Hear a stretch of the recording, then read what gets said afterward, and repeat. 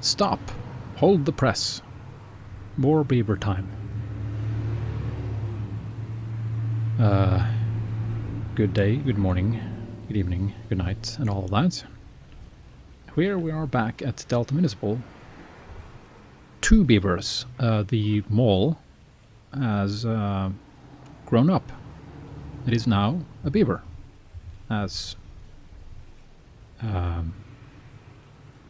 it's supposed to be. Anyway, we'll be braving the slightly low weather and try to get down to Beaver Municipal. The weather is slightly on the marginal side, and if we dip into the clouds, we might very well have ice again. So I will do the correct thing and just forge on ahead. However, I will do something slightly different. I will bring up my universal de-ice tool before I fly. So I'm just gonna stick that up there. No, I'm not gonna do that because that's gonna be behind my beautiful logo. But there, so I remember. I'll do my pre-flight first, and then I will put on some de-icing fluid and see how long that will stay on. So this tool will allow me to inspect for ice and de-ice it. And that ice, the fluid has some holdover time, so I can kind of trust that it will continue to do its magic for a short time. I've also done something very clever. Let me put this up right beneath where I'm sitting. I've finally been able to make ForeFlight work as an overlay. So this is what you're seeing right there is what you're seeing on that little screen there. So I can show you what my planning looks like on my end, which is much more convenient, easier for me to control it, and I get much more information here.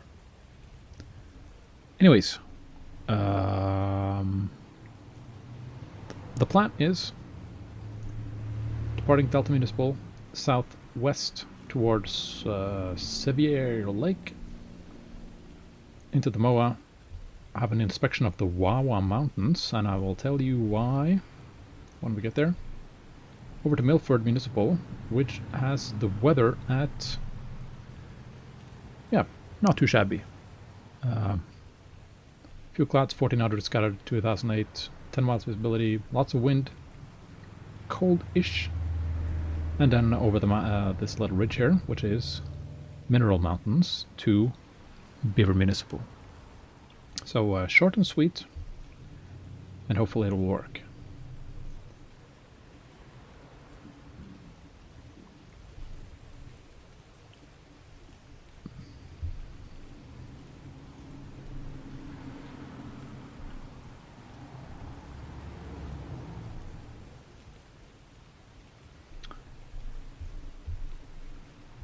Anyways, so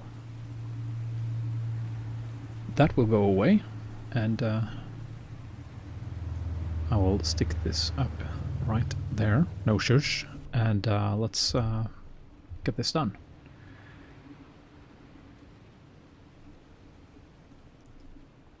We have a passenger today who's in my right seat among the 60-pound per tire bush wheels for spare, about 150 or so pounds of machine gun. That's a long story, I'm not going to go into it. 133 pounds of various spare parts and tools and food and drink. 50 pounds of dog that I stole in NorCal. Long story. not going to go into it. So that's all squared away. Lots of fuel, no factor. Let's see if the plane works. Cold, but that's fine. Cold and dark. Very dark. Too dark, but we'll survive. Flaps will come down.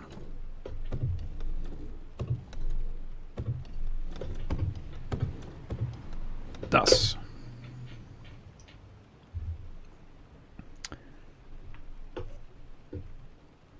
Let's see, and we have, I have put a little remove before flight thing over my, I have some buttons set for my magneto switch. Take that away. Let's see here. He was spinning around, David, that is, in his Beaver on the ramp here, trying to work out how the tail wheel behaves with this current update. We've just recently got a beta update, probably not detailing the tail wheel, but we will see how that pans out. 4760 is the local altitude, 47 and 60, so that gives me 289-ish, which is the closest barometer, so that's perfect. Excellent. Let's see what is the closest temperature I can find here. That is Manti Ephraim Airport, which is right around 0 degrees. And I'm slightly warmer than that, 6 degrees. Well, about Milford. Milford is at 4, so we'll split the difference. Good enough for government work. Walk around.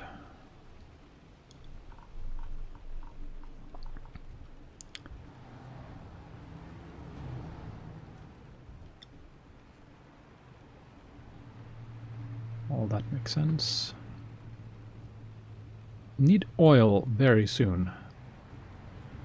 Not yet, but soon. Chunks. And that's empty. Good.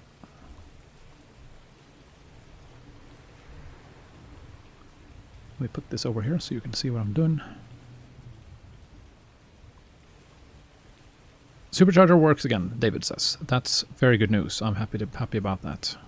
Because there was a beta that I installed just after last night's flight that broke my supercharger. Our supercharger. Can't have that. How about the tail wheel?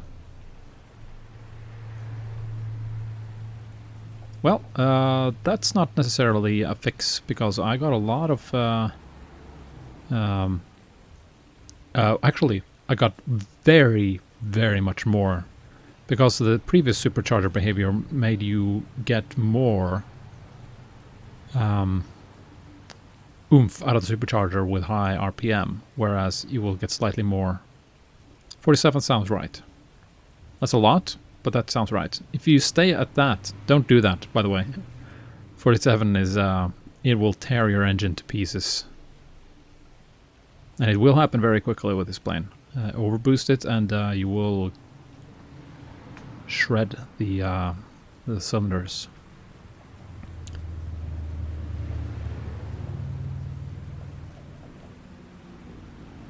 But 47, that sounds good.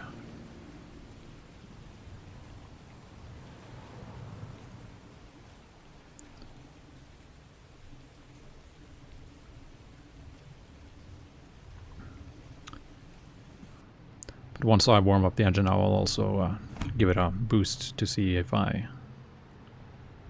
they made it work. But then again, they published that update to make it work, so and then they explained why. Okay, no, before I do this, before I close up shop here, I'm going to inspect the plane for ice.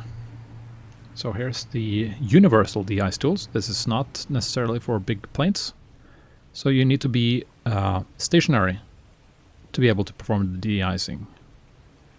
And I guess the inspection. So that's an inspection going.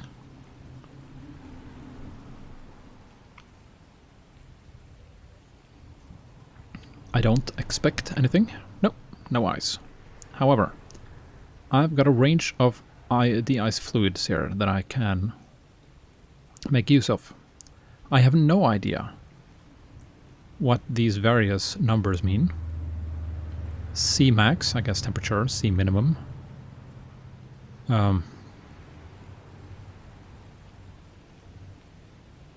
And some other gobbledygook that I have no idea about. So I'm just gonna pick one, the first one, and go with that.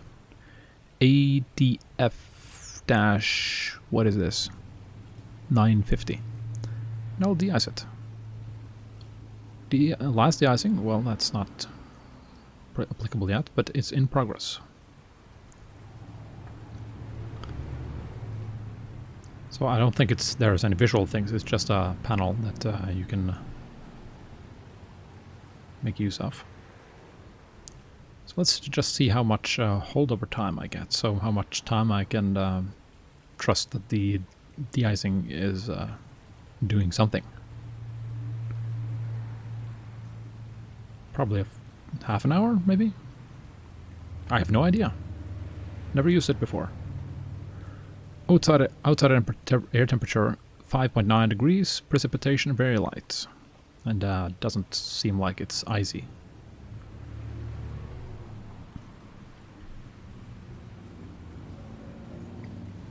This is not quite as elegant as Todorico's Hot Start Challenger, where you can actually drive the de-ice truck. Anyway, de-iced. And I have 35 minutes. Okay, so that means I have better get going. Yeah, we are kind of stuck beneath a layer here, so gonna be slightly scud running here. Okay, lights on, beacon on. I'm gonna take the. Actually, I'm not going to leave the center tank B now, because that's done its job, so I'm going to take the front tank. Pumping up fuel pressure. David said he had problems with fuel pressure or fuel pressure light in his plane. Yes, it's stuck on. Hello, Fox. Welcome back. Now we are just about to go and have a look at that. We have more beavers. And it looks like he's out trying to make his tail spin around. Oh, there he goes. Oh my! That was very close to tipping over. That was something.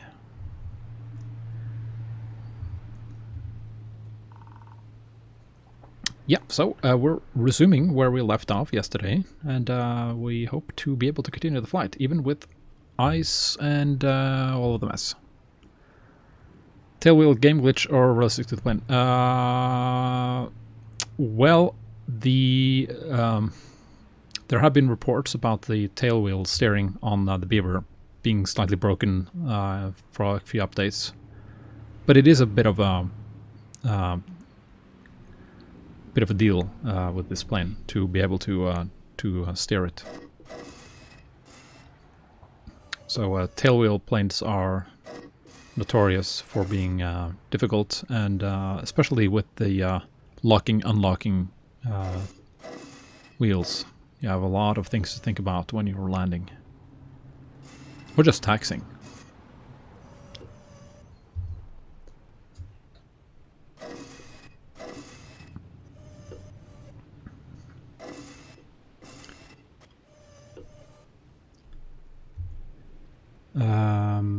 Okay, let's do this. Throttle cracked. I'll take my flaps up. I like to have the flaps up when I taxi anyway. Up and clear prop. I have no beavers swirling around my prop. That's good. Good to go. So.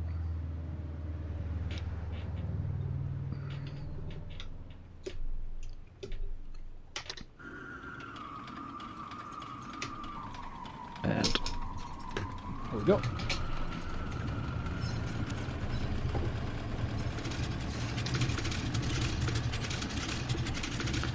And we have a start.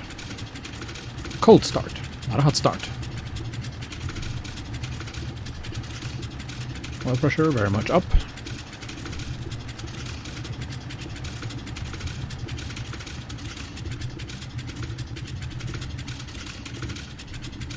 Let's get lights on and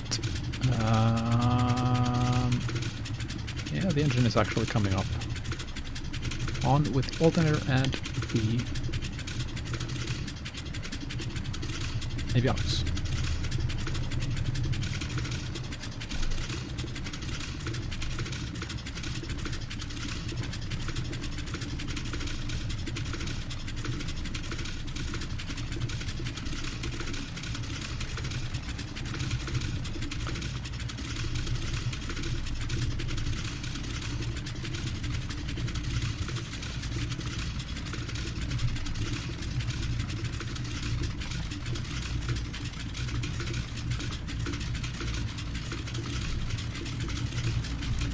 Radio check.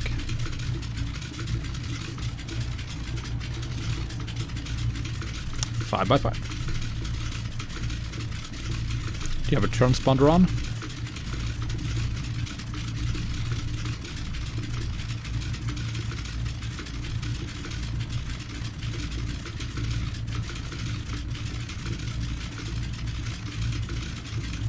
So I'm looking to see if I can see. I did, and I see drones.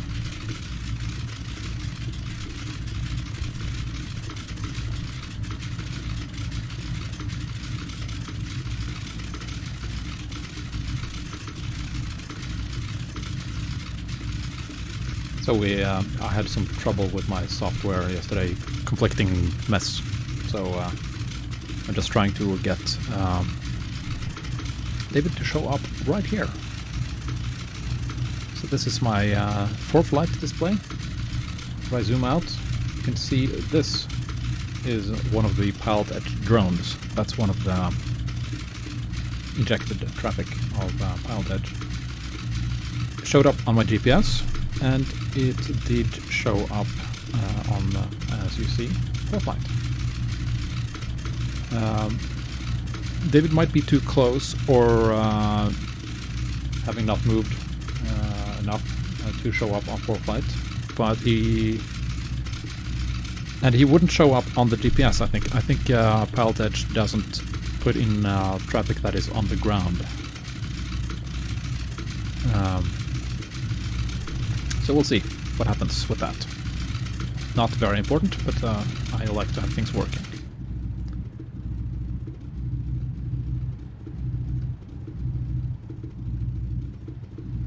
David sees me on his ADSB, so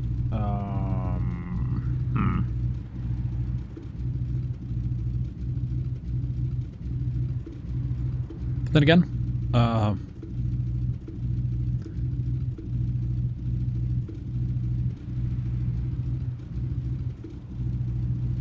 I could see the drones, so why would that be the case then? So what's the difference between you, David, and a drone, is what I'm asking. Anyway, not important right now. Now it's more important for me to get going, so that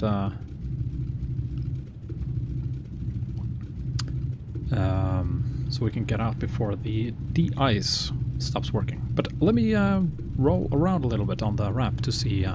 Actually, first check the supercharger.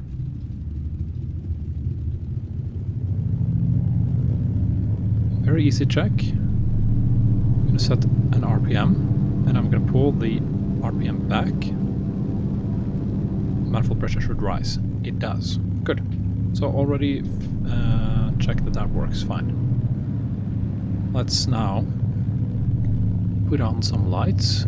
That will be of almost no use anyway, but just for good look's sake. Do you have a suggestion for runway?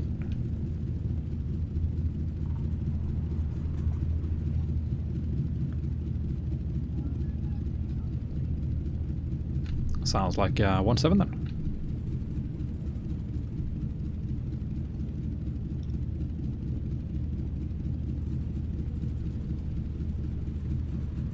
So let's do a little bit of experimentation here. So here I have full control of my tail wheel. So if I push the rudder slightly more to the left, it will unlock. And then it starts rolling. Now I have full right rudder and it doesn't stop, which is as expected. So if I push the right brake, plane will stop. Neutralize the rudder. Now it goes forward again. Now it's locked. Let me zoom back a little bit here so you can see both. Now it's unlocked. Left rudder doesn't do anything because it's unlocked. It's like a shopping cart. Brake, and it's still there. So capturing it. Nope, didn't quite make it. There it is. Might be slightly late on the capture. It's almost like that capturing system is sloppy, but it does the work. Now it's back again. Unlocked. And getting a light back on here. Good.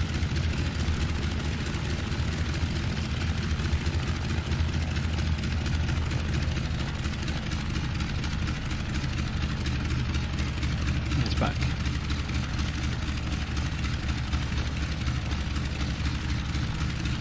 It seems reasonable. Let me try and do a violent side noise motion and some more power.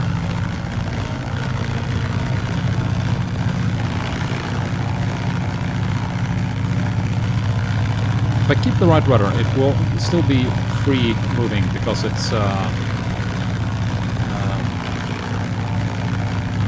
a shopping cart, as I said. So now I have the trouble of not being able to get to the right because the tail wants. So there might be one of the things. It trends towards going back, even though I use right brake.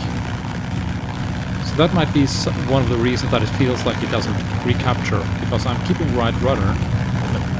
With all that power, it should be able to continue taxing that way, even with the wheel unlocked.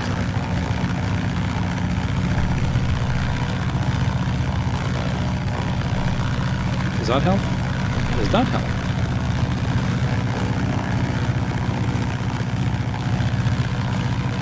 Let me get some speed.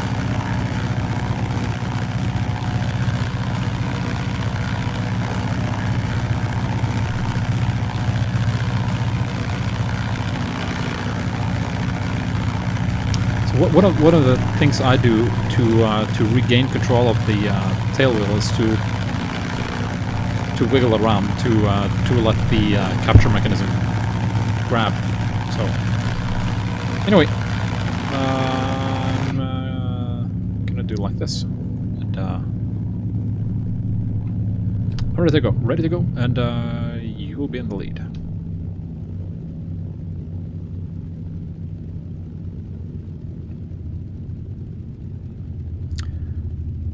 I'm going to keep that map up for a minute just to see if you show up here.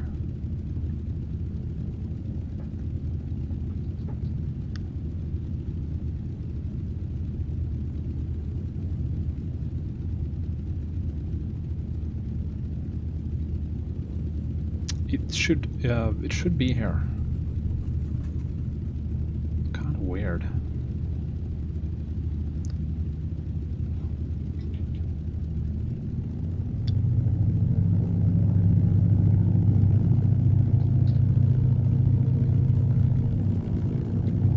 Make that a flight of 2.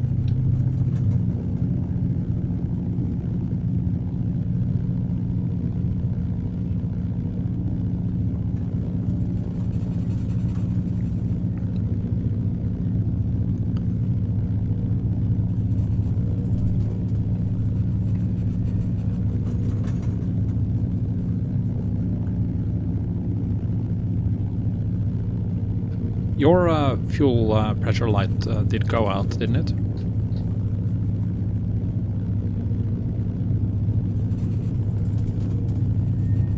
That is weird, because mine was on even when I had pumped the fuel pressure up on the when I'd started, or when I was about to start, but now it's off.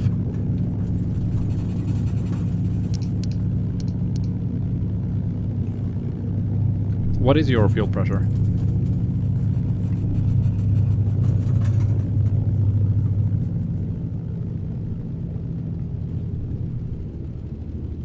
Should be around 5 or something, 4 PSI. Try to avoid running into that good-looking beaver over there.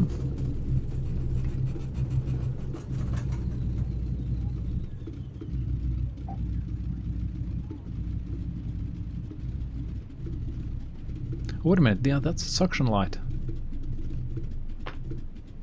Wait a minute, I'm looking for something else, because do we have a fuel pressure light?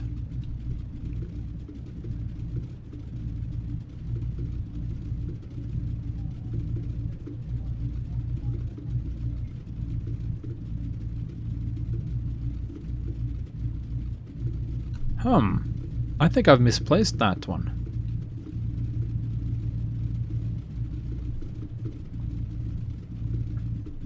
Give me a minute, I'm gonna fumble around in the cockpit here, I might have misplaced it. So here's the deal with the... what are we talking about here? Yes, that light, indeed. I've managed to throw away that light. Never did miss it. I'm gonna fix that in a minute. The wonderful cockpit tool from Thranda, where you can individually delete and add and move around all kinds of instruments. There it is. It's on, but where is it?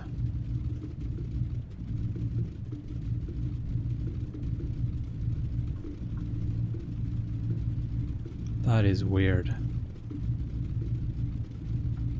Okay, what I'll do is I'll just steal the coordinates for... no, I wouldn't have placed it in such a weird place, so I'm gonna take the coordinates from the suction and paste them on this one. There it is. Good lord, I haven't seen that in a while. That is weird. So I'm gonna move that gauge to somewhere. Where did I usually have that?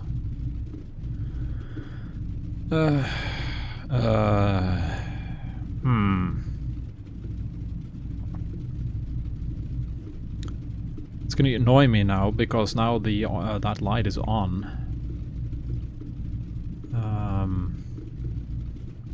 Maybe that's why I removed it, actually. No, or did your light just stay on now? Because I have a feeling that I've been dealing with this before. But anyway, fuel pressure warning is reasonable to have somewhere or over here. Now you would probably remember it because it's an angry red light. So I'm gonna just stick it up here for now.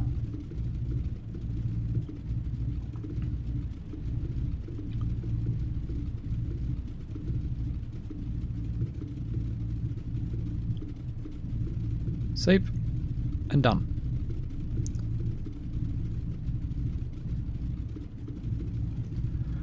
Oof. Okay, so that means we have to contend with that, and of course, let me do like that. Now that, yeah, that goes away. Door warning. Let's see if that works though. Maybe it's not that door. I think it might be one of these. Yeah, It's one of those big rear doors here. And gone. Sorry about that. I'm ready to go. Actually, I'm not. I need to run up, but that's going to take me a few seconds.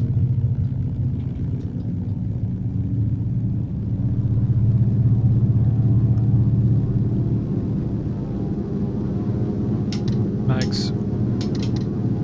Clear. And propeller.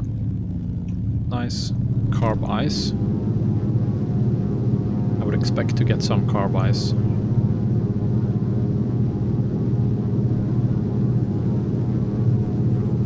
Nope. Flaps. Down.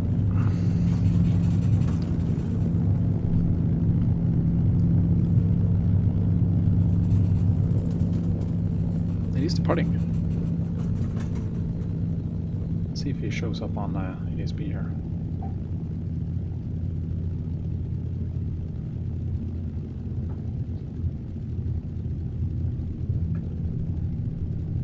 Alright, I'm ready for flight, so make the call. Good to go.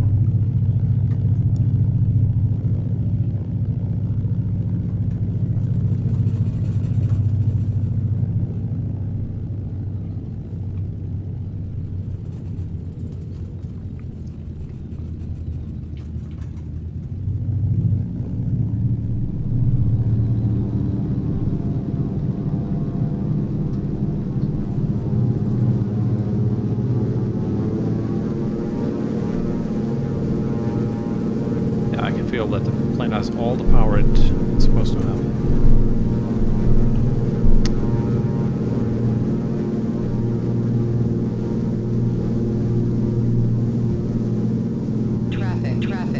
Traffic. Okay, now it's up. On the GPS at least. Cannot see him on a full flight though. It's annoying. Maybe he's too close. Anyway, power back.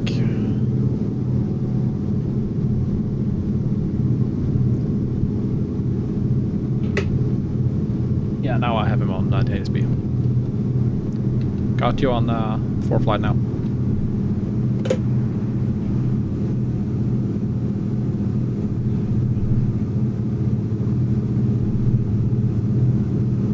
There I have you. Yeah, that was really weird, but anyway, it works, so all good.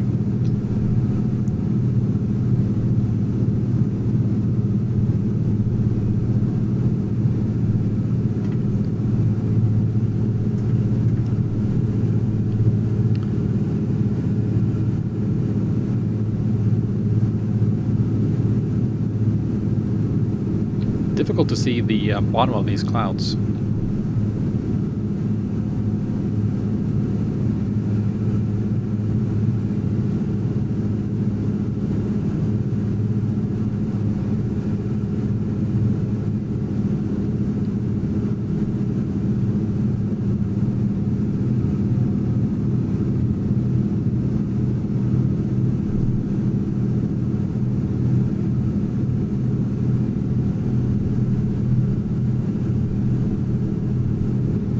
Well, you're just about to fly over the VOR station, so when you get across that, just fly 233.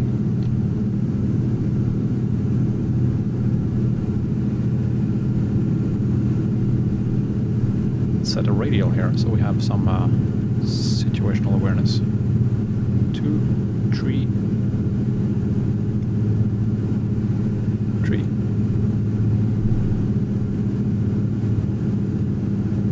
It's completely the other way around. Cannot see in the dark here.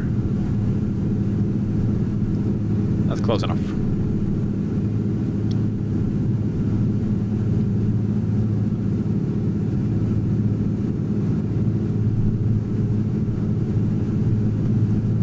Affirmative.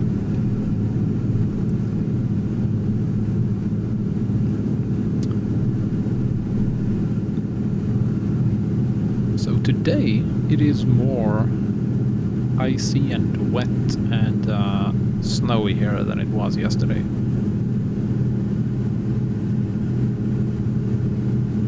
So that promises well, that bodes well for this flight.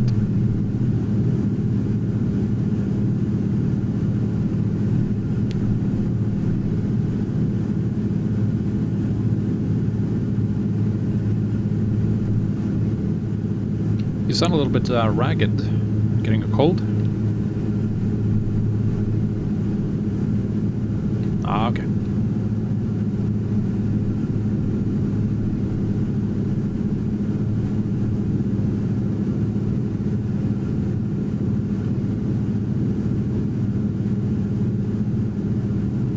Okay, now I can go this one.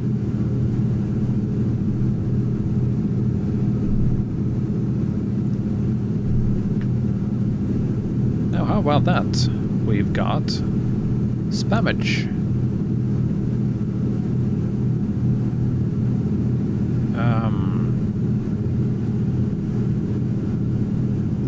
How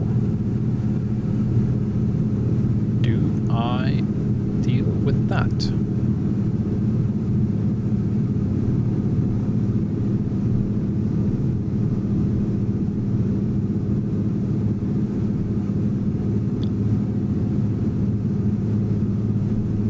Okay, so what I will do...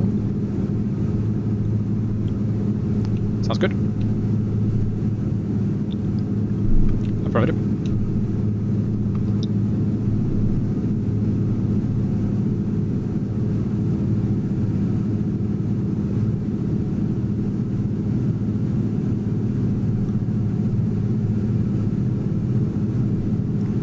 Yep.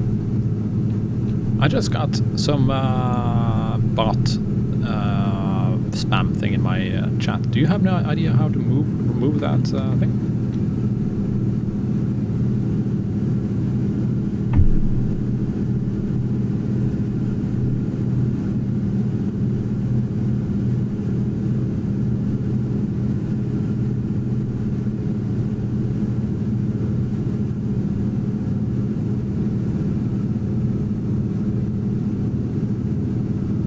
That worked.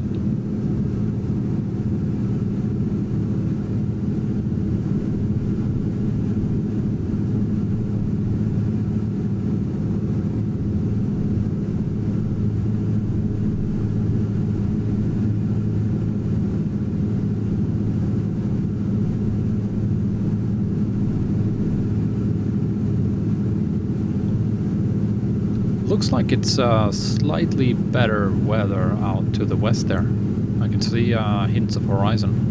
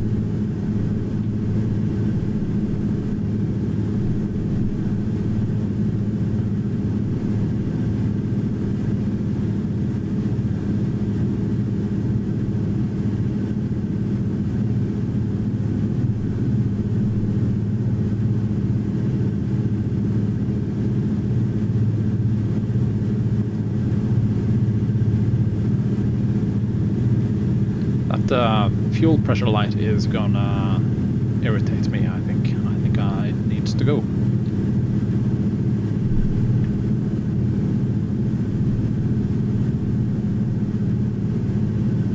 But I'm gonna make a note of it to send a message to, I guess it's gonna be SimCoders.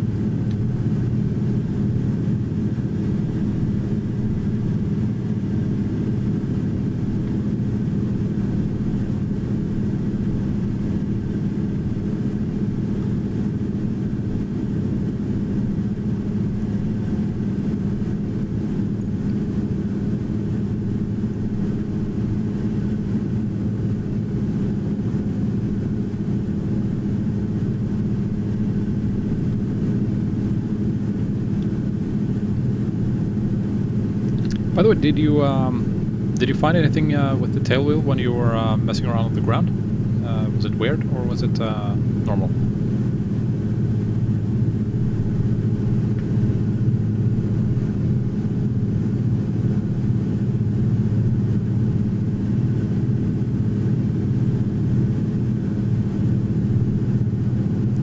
Did you look at my stream when I was messing around with mine?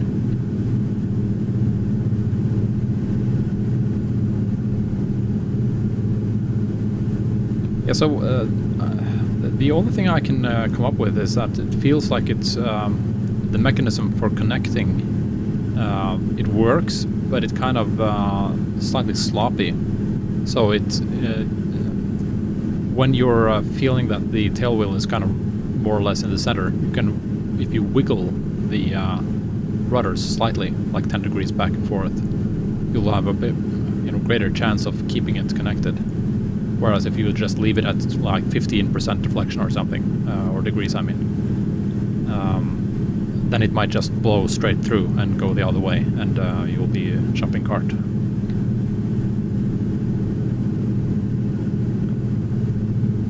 So it's like the whole system is worn out. It works, but it's slightly off.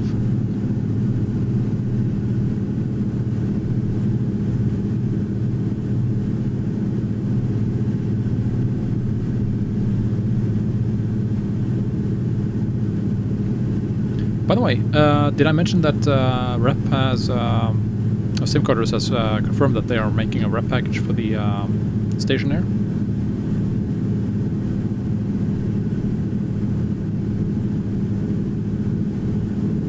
I think he mentioned that that's one of the next thing he's working on besides the stock X-plane airplanes. So the Cub, for example, is getting one.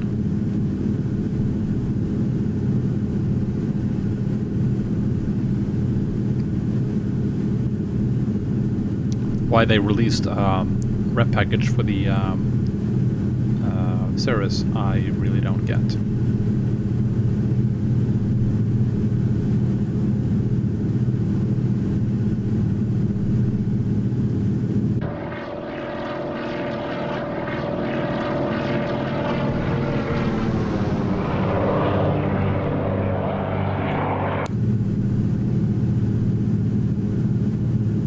Oh, yeah, that's a good point.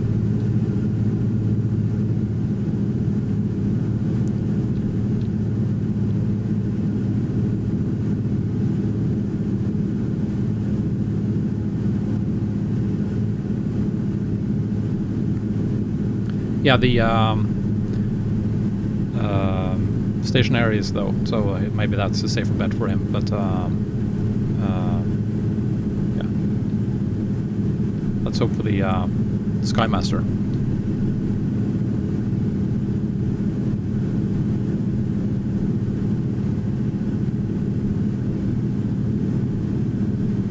That would be really cool to have a expansion pack on.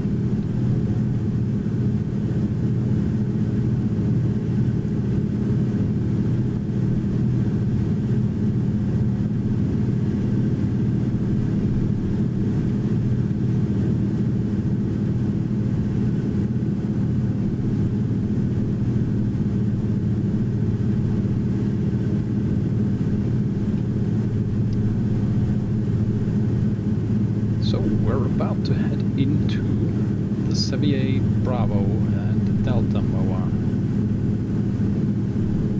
Rather the Bravo MOA, because that extends to 9,500 feet. But it's cold today. It was hot yesterday. So we're lucky about that.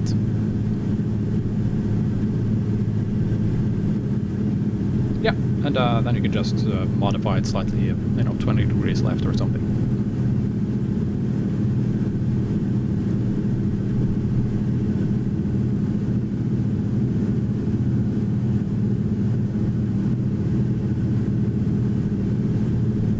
I didn't very carefully plan this. It's more like just rough estimates of direction of flight.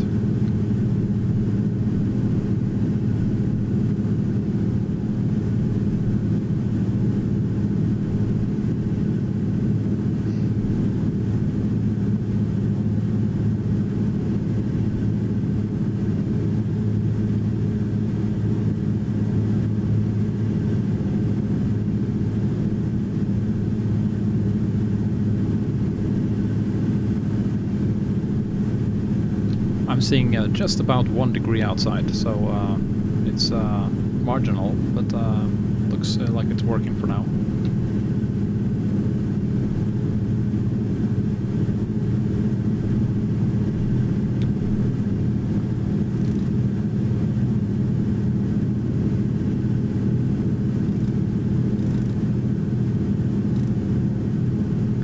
I am, however, getting some carb ice. It's not very much. I burned away about an inch of manifold pressure of ice now.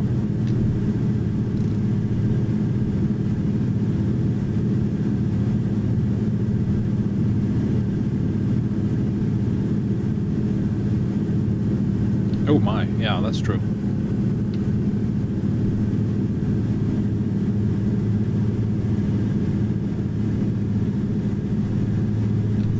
I'm going down.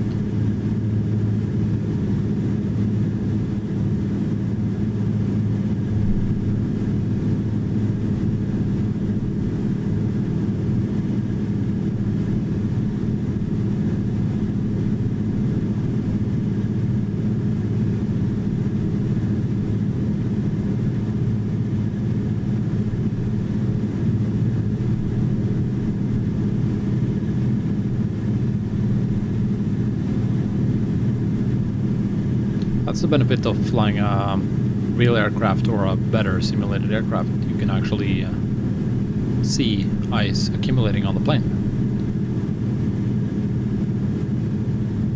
Although by then it's probably slightly too late.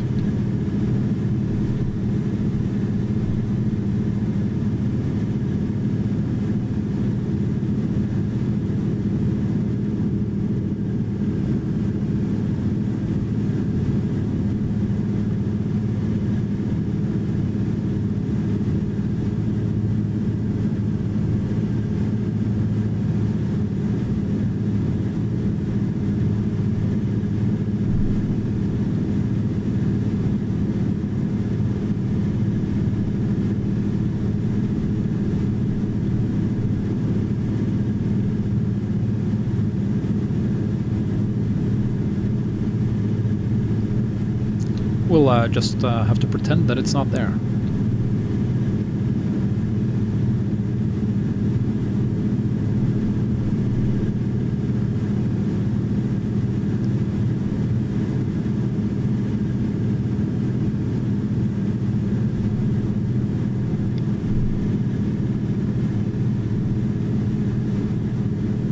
The weather at Milford is actually pretty excellent now. It's 10 miles visibility, broken 7,500.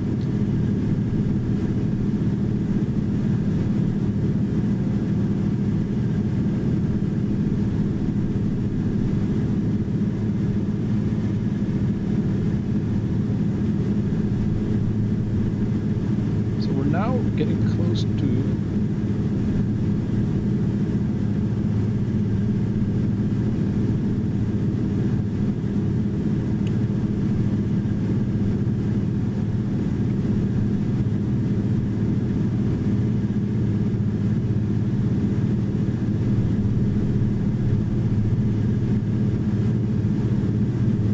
okay, so we can expect that weather to become worse then, because, or actually slightly better, but more windy, because the current METAR I'm seeing on ForeFlight is 200 at 25, gusting 32.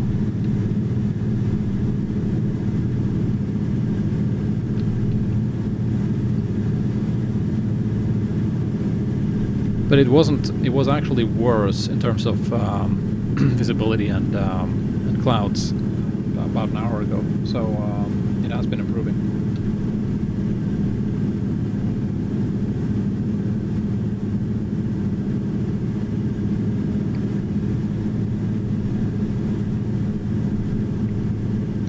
So this is Sevier Lake. Oh no! I'm flying out of my ortho scenery. That was bad planning.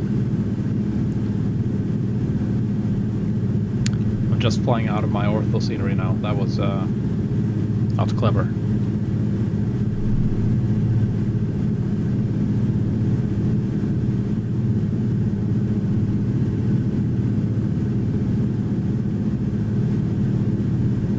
Indeed it is.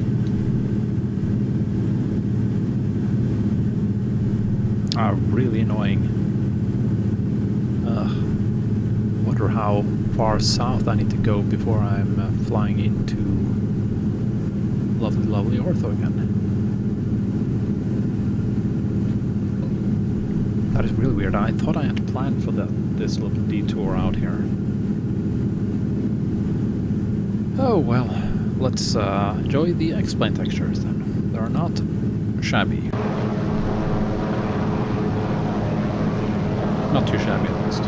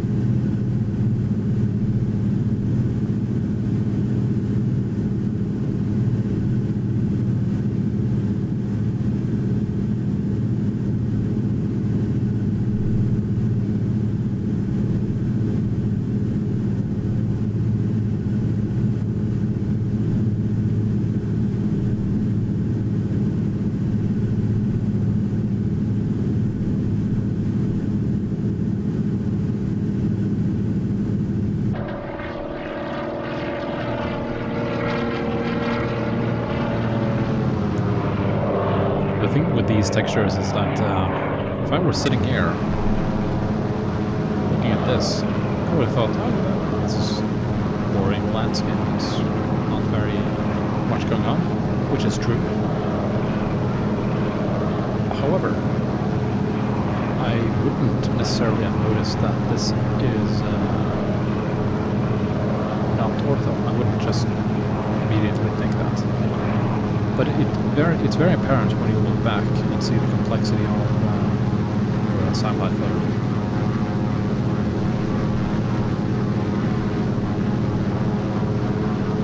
Oh well.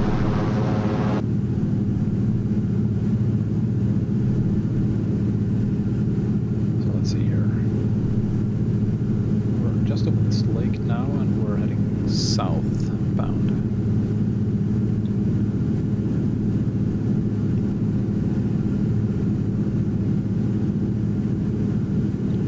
I suggest we follow that road that is east of Black Hills there, and just follow that down to the Wawa Wally Hardpan and continue south.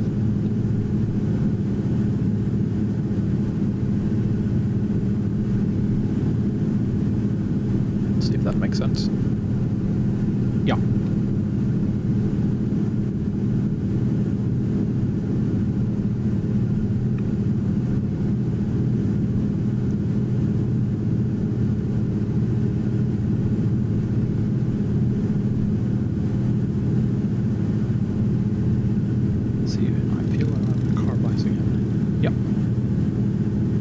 Much though. It's not that it's an extreme amount, but it's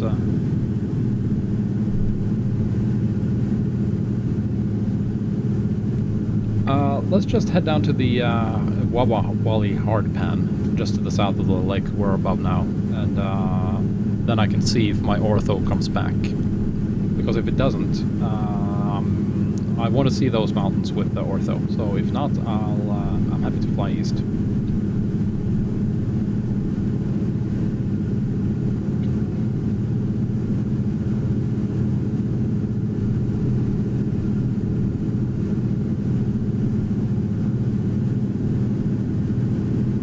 So the whole point of flying to the Wawa Mountains is actually because I read a novel by Scott Sigler called Earth Core.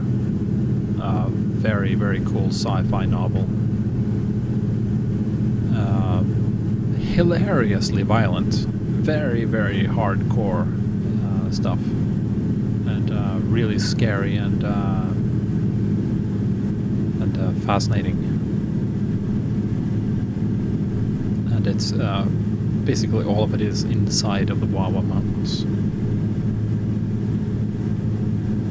So I want to have a look at what it looks like from above.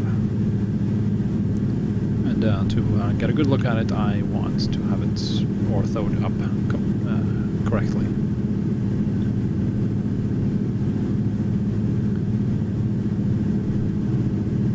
And I can always fly back here.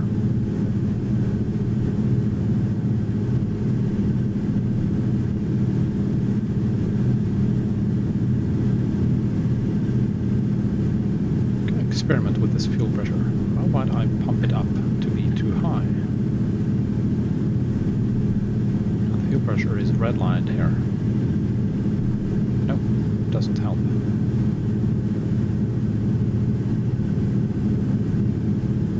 Don't want to force it either. Blow the fuel lines. Spring a leak or something. Speaking of fuel, by the way. So, front tank and center tank are about even. Let me do 15 minutes on the rear tank, which is to the right, which of course makes no sense. It makes nonsense.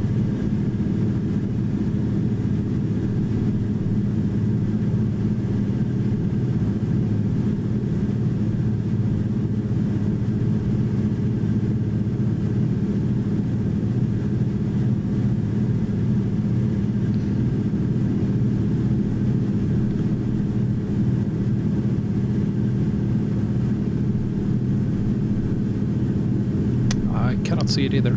So let's just follow the shore of the lake.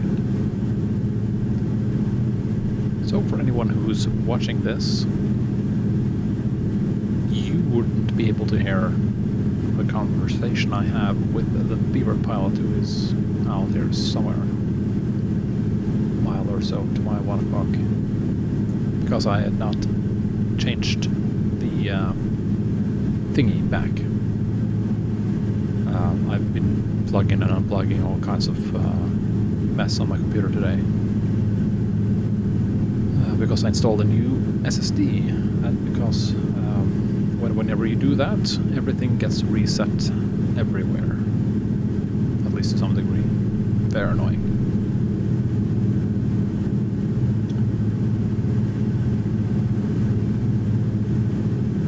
I can see on the ADSB that he's following road where it ought to be, but it isn't. That's fine. We don't need the road.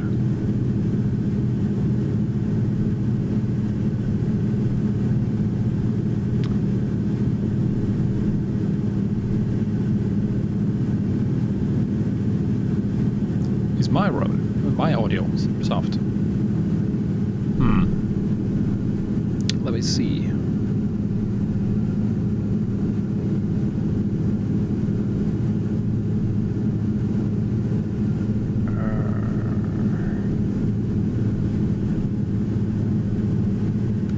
No, I think it's more or less the same position, but let me see here. I have filters. I have some gain on. The gain is normal. Maybe the engine noise, sound, music is too loud. So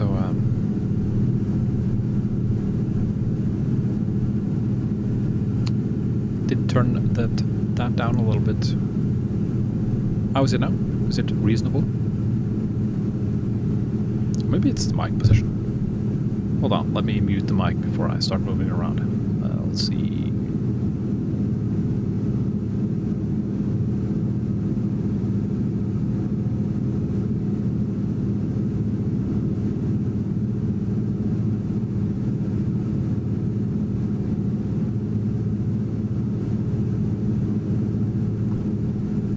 Now, the mic is moved slightly, not much.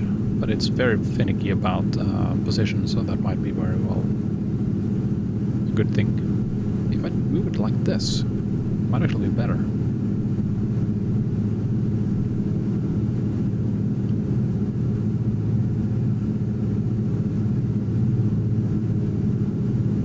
And I don't want to turn down the engine sound music either. And I want it to kind of drown me out when I'm doing this, because the engine is more important.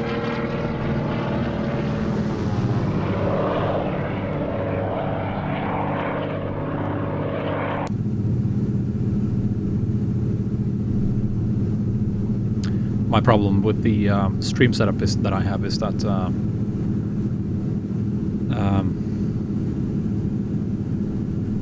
we did. Oh yeah, well, there should be audio for sure, but if it's slightly softer, then that's kind of, I can live with that. But if it's going completely away, that's not good.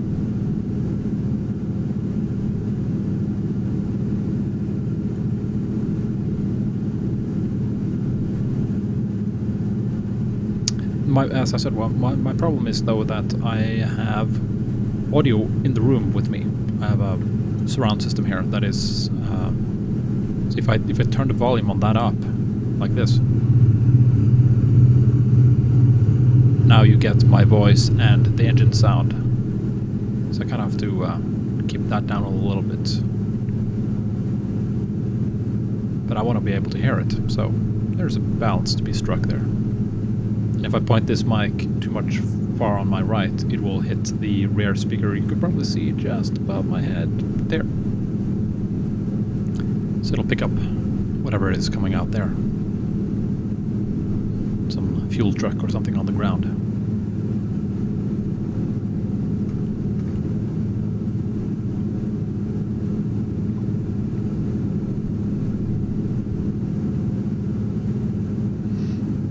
Does look like I have no ortho going on southbound from here, so I think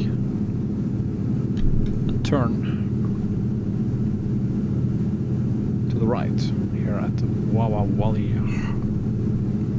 Valley hard pen, and head for Milford and subsequently Beaver Municipal, where I will have the pleasure left. If I ever say right, I mean left. Unless I mean right. Because that would be right. Carb eyes again. Quite a bit more now, actually. But now I've been climbing. I very bad at keeping my altitude today. Anyway, I have the pleasure with ortho, if I still have ortho at that location. If not, I won't go all the way there. But I have the pleasure of finding this bee. Let's see what its temperature. Yeah, the temperature is very close to 0 now, so I'm gonna hustle down. This bee I'm gonna look for, and I'm gonna... yeah, that's basically it.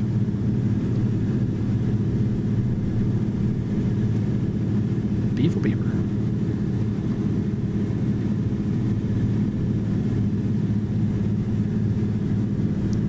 Okay, carb ice is gone, so it wasn't just the carb ice that made me have lower manifold pressure, it was also my unplanned climb to 8,500.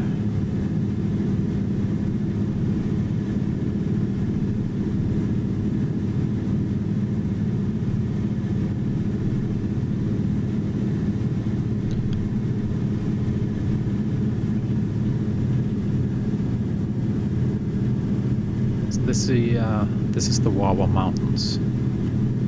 Kind of look like what I imagined from reading that novel. But as in terms of shape, probably look different when we've got ortho here. That's gonna be for another day, I guess.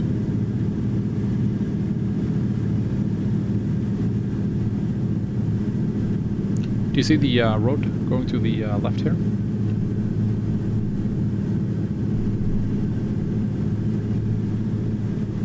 I don't see anything. I see trees, but no roads yet.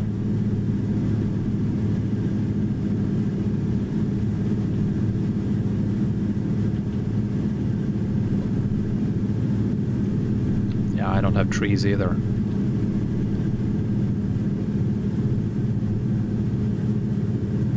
I have a whole lot of trees.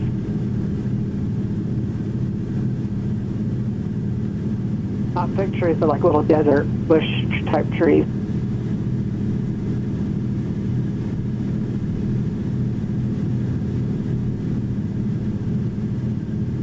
Maybe I do. I just need to get lower.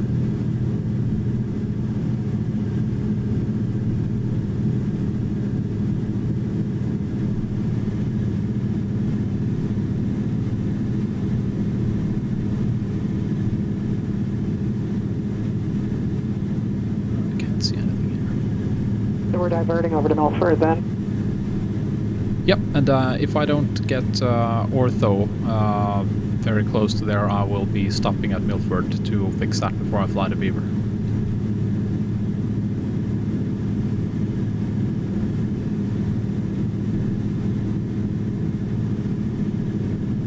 Why don't you have ortho?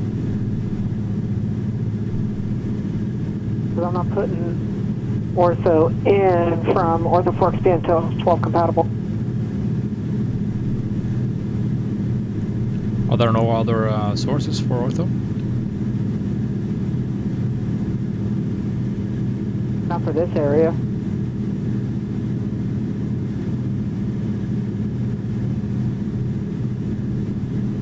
I remember there was a huge package of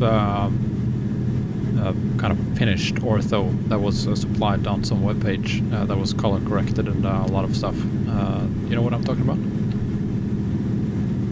Yeah, he took that all down. He stopped supporting it. Yeah, did you ever try it? No, because everywhere he had covered, I had my own ortho. Ah, roger.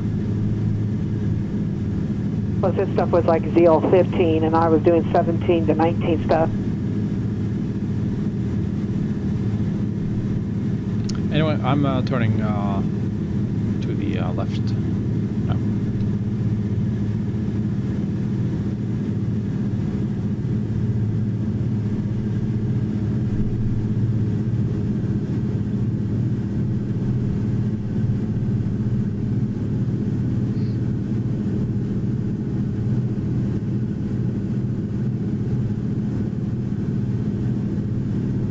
Let's see, Milford reported wind 190 at 20, gusting 29er, so that has kind of slowed down ever so slightly. Visibility 10, view 2002, broken 2009, overcast 10. Temperature 4.1, 2985. Okay, so wind from the south, so it's going to be runway 16.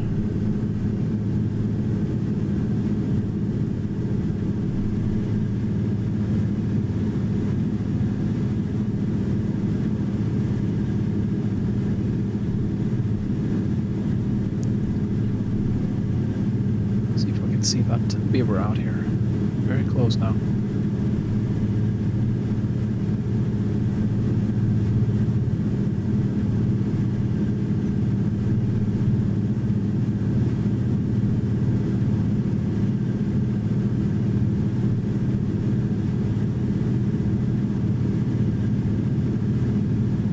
Yeah, in sight. Just crossing over the ridge line now, right in between two peaks.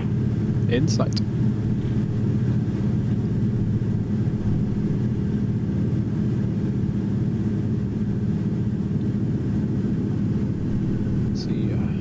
CTAF 1 to 2.8.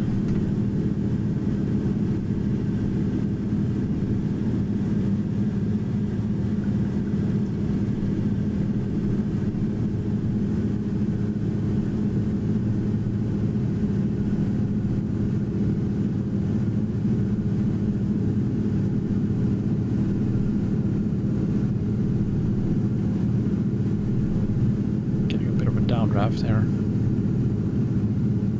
I'm getting an updraft on the other side here.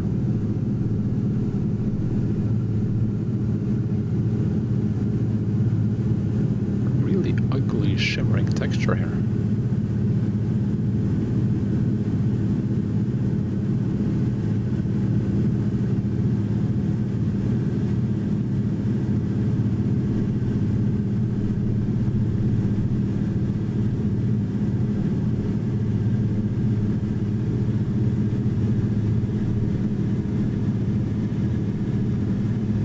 Since the winds are 2-9, are we landing going towards the north?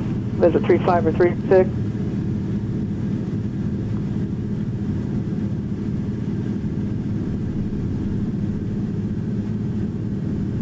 Yeah, I'm showing the wind very much from the south, so runway 16 is going to be a safe bet.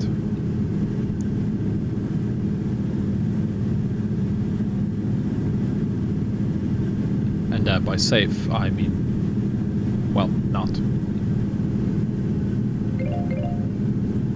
Oh, I thought you said 2-9, not 1-9. Yeah, it's 290.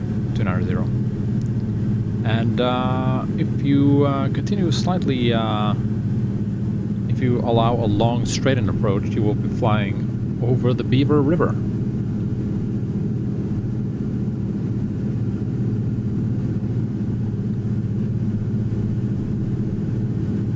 No, I'm saying is if the winds are at 290, then we want to land heading towards the north. But they're 192, 20 goes to 25 currently in my set. Yep, 190, gusting 20. No, 20, gusting 29.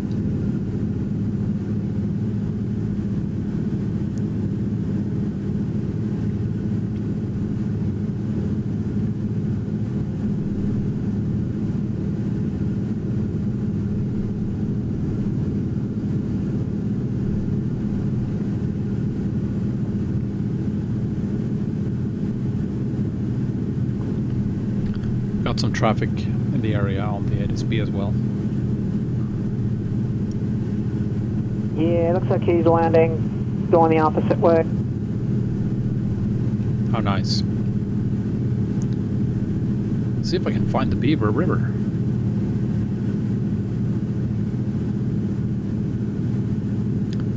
Well, looks like I'm basically getting back to ortho territory here, because I can see a sharp, ugly line here.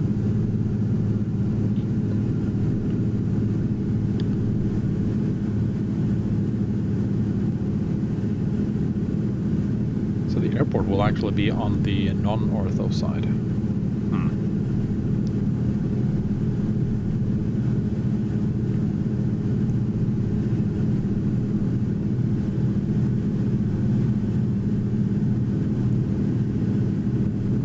I think we can actually go to Beaver, because I'm more or less stepping into ortho territory again.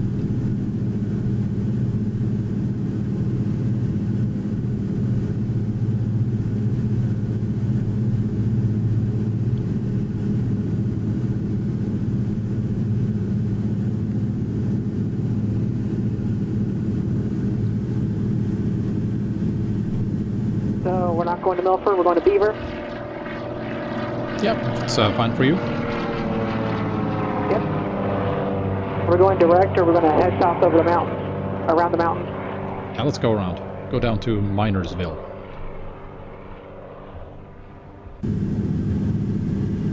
Also, be careful as you approach Milford. It's not on the sectional, but there's a whole lot of solar panels rendered for me, and it just cut my frames in half.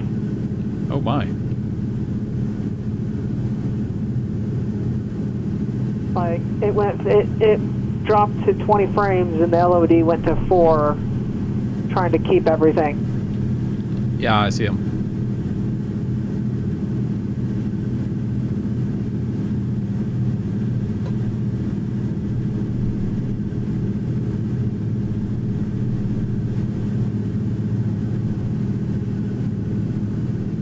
As I got past him, my frame rate started jumping up. Yep, back up to 44.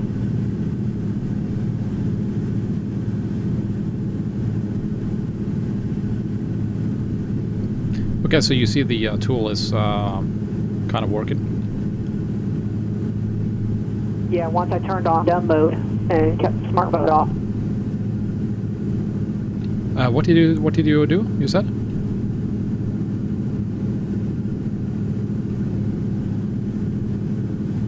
In advance, I use FPS control mode basic instead of smart.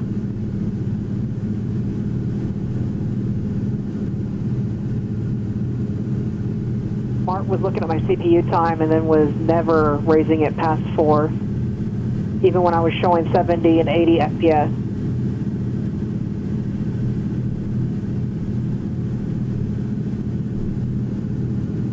It was making my level of detail down to minimum, no matter what, because of something it was seeing on my CPU time, but it wasn't being accurate.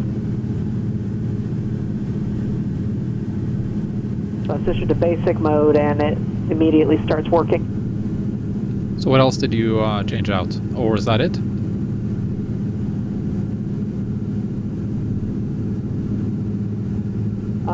I think the other thing I did was turn off shadows, because when I was messing around with the Challenger, it was making the shadows flicker incorrectly.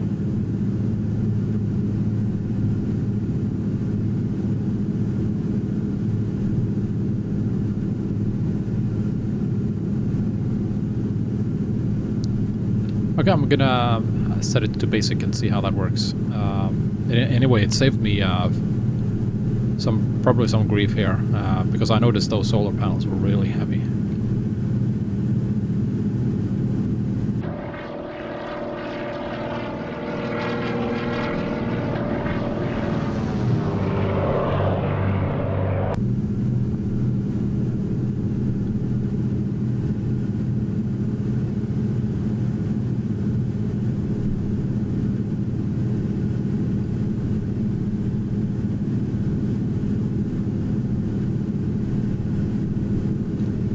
Overall, though, I have a feeling that X-Plane 12 runs better than 11.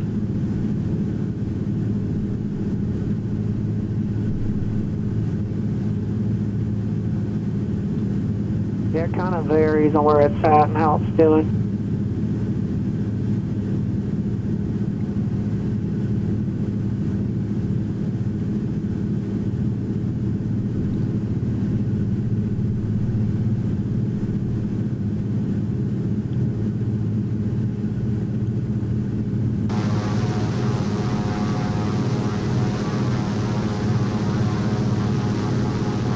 Don't look that way. That's solar panel reef.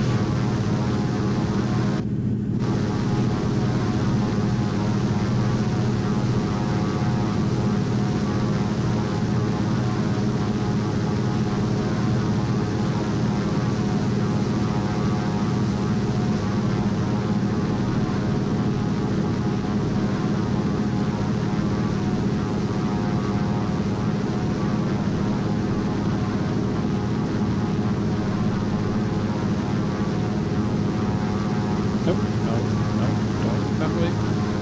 That's better. Anyway, stop messing around. So this is Milford Municipal. This airport is also part of that novel that I read.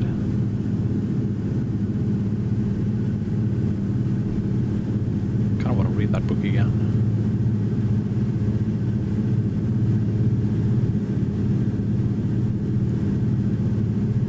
So, Milford, there's an elevator directly in front here.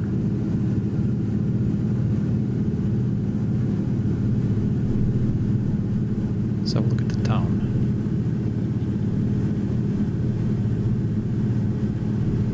Looks so misplaced and weird without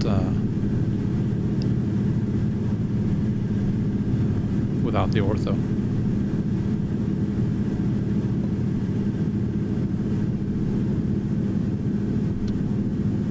More solar panels.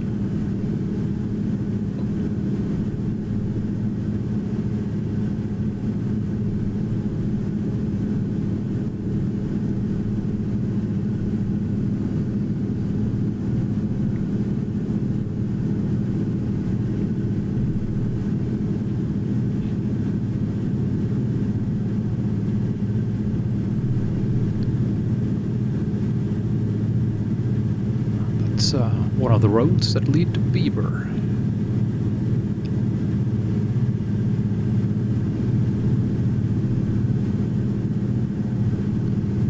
Not gonna go that way though. I'm gonna continue slightly round this little ridge line here.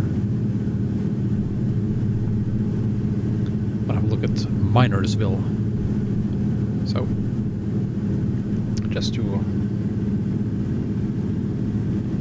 show here, Milford, the elevator. Did I ever see that? I see solar panels.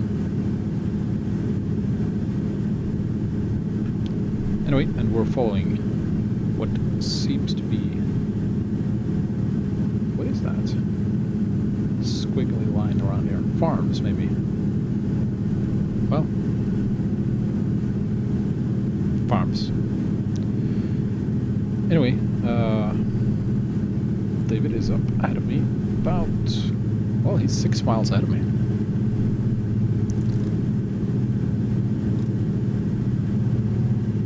And I cannot blame the carb eyes because the plane is going as fast as it can.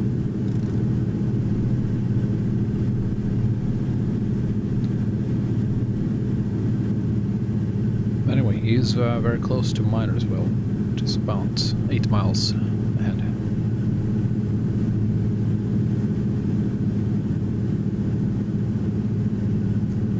David, who's spying on my stream, he's slowing down. How did he get it? Well, I think I've been 110, 108, 110 the whole... since I started descending.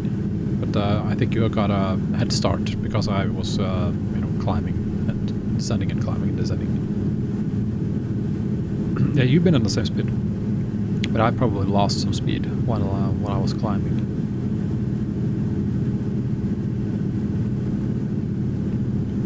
Now everything looks much better now, though.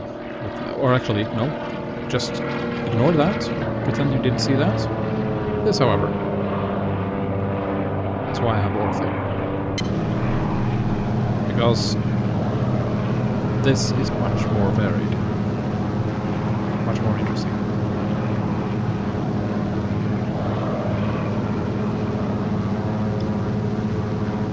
All kinds of detail.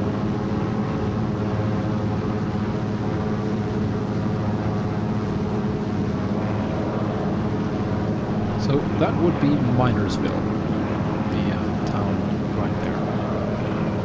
And to the left, inside, in the kind of between here, should be the Minersville Reservoir.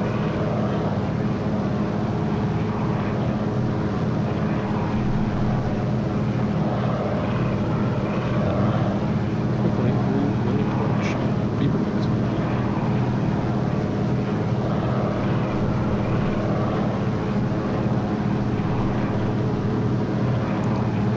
Need to get into the habit of turning off that map. I'm not using it because it's covering up interesting terrain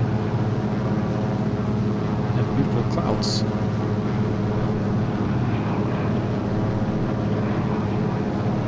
See, Milford weather has changed. Yep, same. And windy, indeed.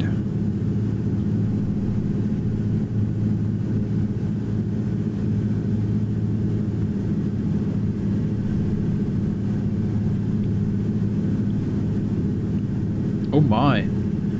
So David has been running X-Plane 10-day ortho, so that might be low on quality and outdated in terms of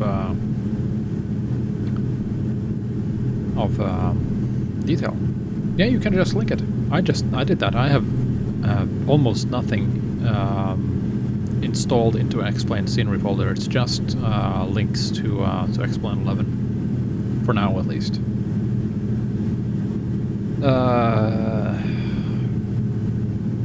At some point, I have to part ways with X-Plane 11, I guess. But I think it can't happen until the TBM is X-Plane 12 ready. I've been Even if I don't fly the TBM a lot, I'm thinking about it constantly. It's like a newfound love. The Beaver is getting envious. That's why it's shining that ugly red fuel pressure light.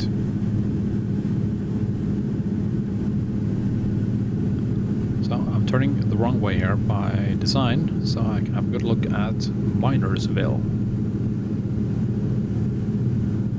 I wonder what they do here. Flowers, prostitution, well, not unlikely. Mining, yes, of course. 229, I'm just about there. Crypto mining. Yep, I'm switching over.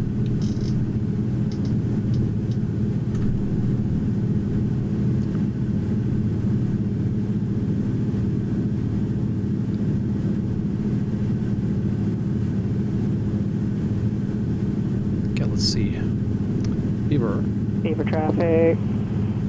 Beaver 25 Delta Echo is currently about 3 miles out to the west, going to be landing to the south, so right, crossing the field for a left downwind on that south runway.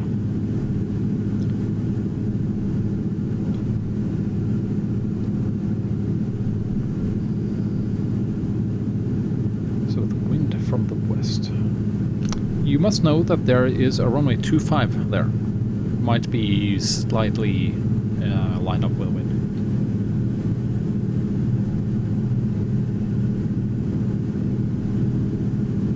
There's a gravel strip, runway 725.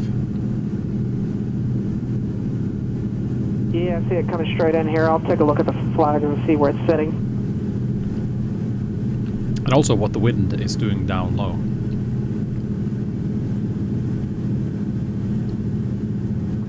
So here we have the Minersville Reservoir. And as I said, yes, they are doing crypto mining in Minersville, of course. So they are the people who have stole all the 3rd generation RTX cards from NVIDIA the last couple of years.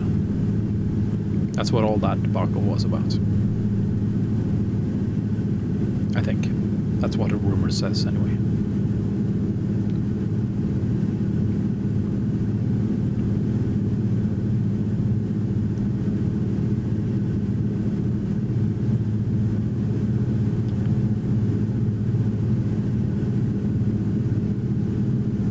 Beaver Municipal traffic, Beaver 524 Alpha is 6 miles to the west. 7,800 will be flying north of the airport over to the town for sightseeing and then come back to land.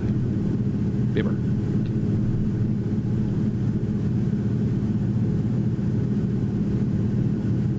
So my plan now is to fly to the north of the lake here, which is that turn in the road right down here is Adamsville. Let me do it this way.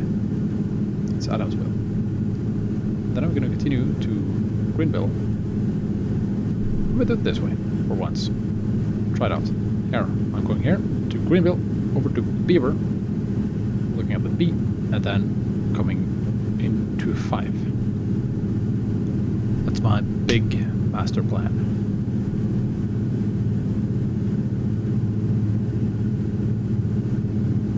Let's see if that works. Beaver Municipal, Beaver 25 Delta Echoes, left base to final on 25. Let's see if I can see him here.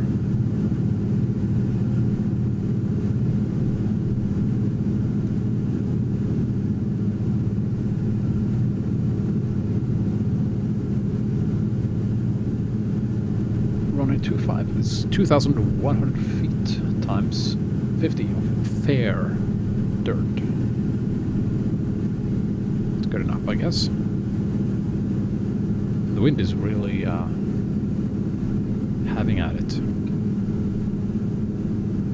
So if he is landing 2.5, he's landing straight into my face here. So be mindful of that if he's messing up his landing and it goes around.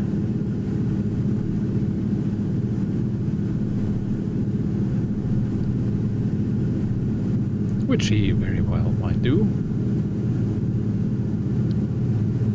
Now that airport, that's a town, Beaver. So the airport is to the south there somewhere.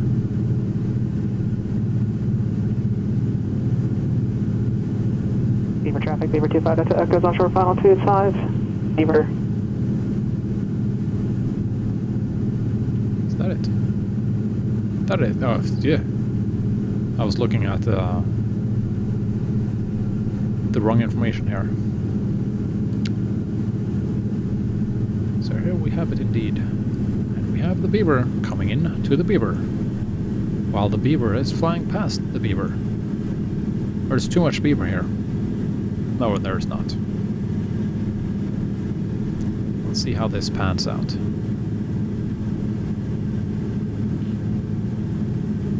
No pressure.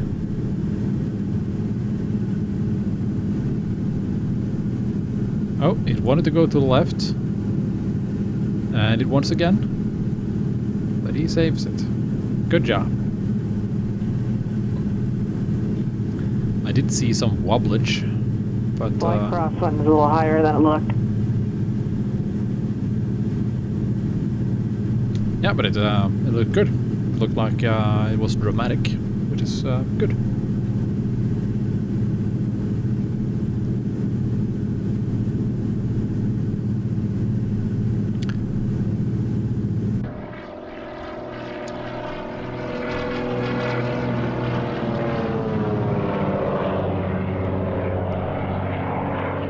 Oh my, that bee is very prominent. Hello, Skydiver Rob. Good morning. Finished flight, a beaver flight. That is excellent. You know, I'm above the town of Beaver, Utah. This is the town? Back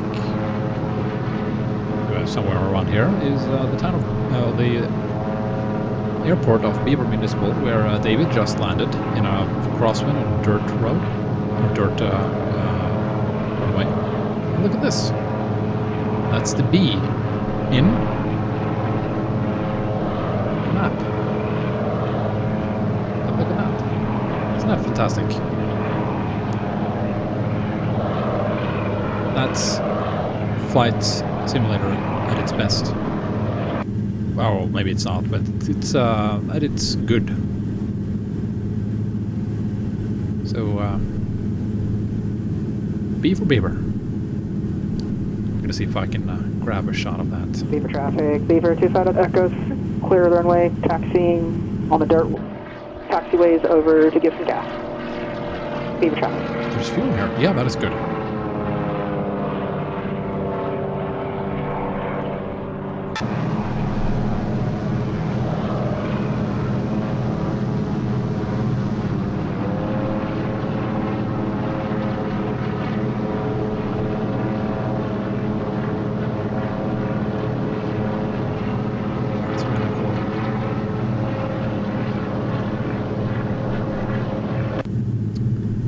Beaver traffic, Beaver 524 Alpha is joining 2 mile final runway 25, full stop. Beaver. I would say it's almost too much Beaver, but that would be wrong. Carb heat. Let's try to slow this down. I had really trouble finding the airport because I was looking at the wrong spot. It's right in front of me the whole time.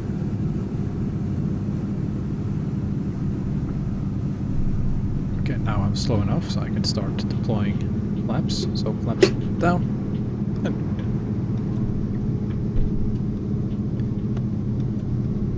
Let's just take landing flaps and be done with it.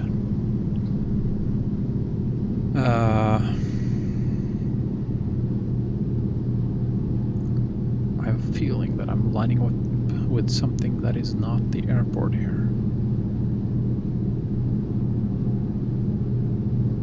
Yep, I'm not completely lined up.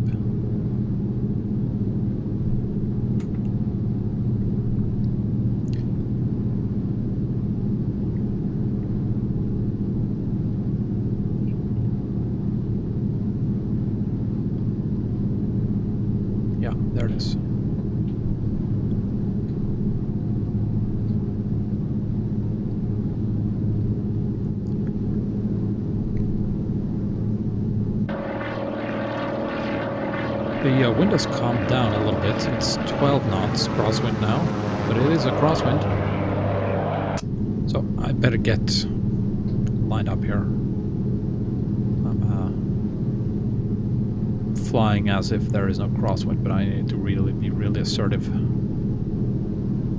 to line up here. So I'm landing on the dirt runway, which is going more or less east-west here. There's a paved runway going north-south here, more or less, but it's the dirt runway is more suitable for the Beaver, and the wind kind of dictates us to go there. So he taxied back on the dirt. Yeah, there's dirt taxiway going to the parallel or to the next to the runway, I think. So he shouldn't be a factor.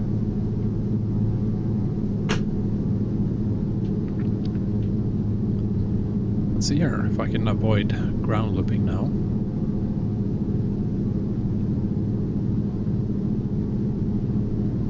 Roger. I'll taxi back there when or if I land successfully here. Beaver Municipal traffic. Beaver 524 off a short funnel. 25 full stop. Beaver. Okay. Lots of right rudder here. The winds were left crosswind for me. Yep, same here. It's calming down though, fortunately.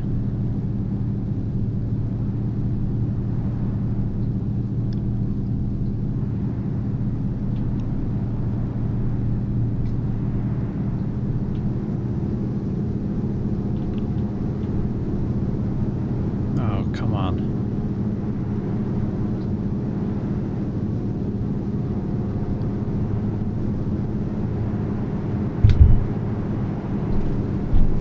Come on, come on.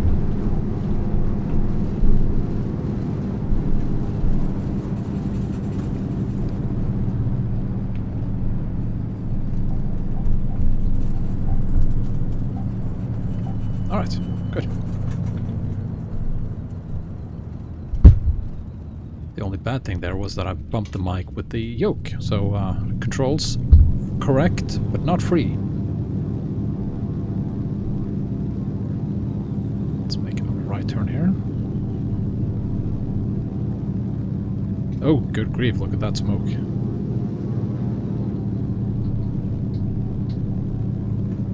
I save, what do you say?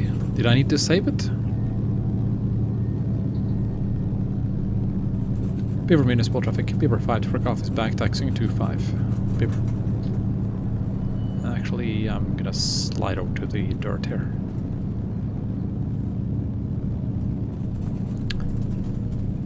And get the flaps up.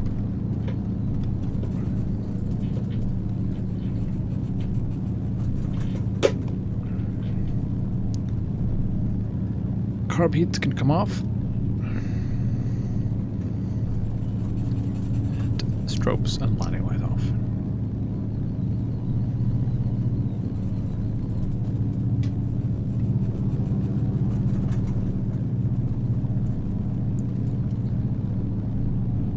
There's David squirting on his Beaver. Fuel, that is, no shush.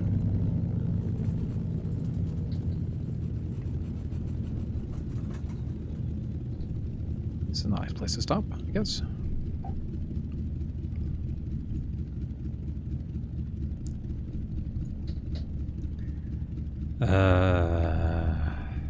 Don't get me started. Pitot heat. Oh, we can actually have B in the background.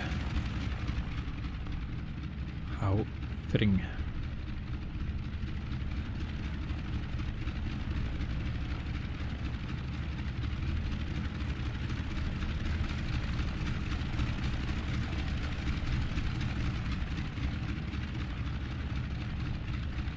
Trying to get the perfect shot is always difficult.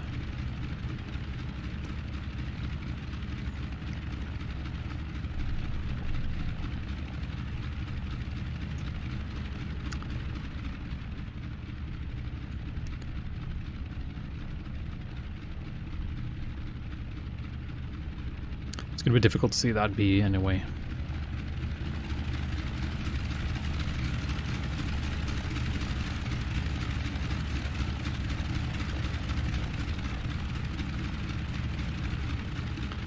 That's a good shot though. Bee, mountains, beavers. I like it.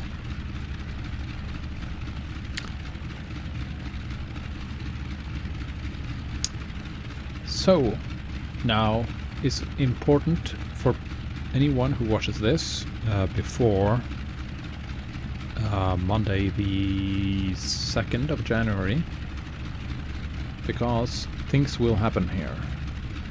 I'll be... not tomorrow, because New Year's Eve and all of that mess, but the day after, if I survive, I'll be flying the Beaver around the mountains here. Let me get a better angle here. I don't want to hide my plane, you know?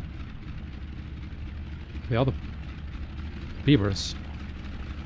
Anyway, flying around the mountains here. And the plan is to end up at... where is it?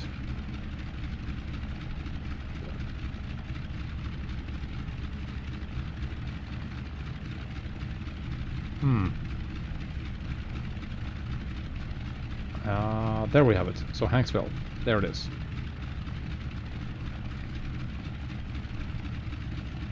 So something like this. To Hanksville. That's not a very long trip at all. That's... call it 80 miles. 100 miles. With a little bit of detouring. From there, on Monday, will be a Bush League backcountry fly-in event with a bunch of really amazing people flying and really diving into the bush world. And I flew with them last month, actually this month, the first Monday every month, in Idaho. And that was amazing. That was a lot of fun. A lot of things going on. A lot of slipping and sliding and running out of fuel and ground loops and stall spins. All the good stuff.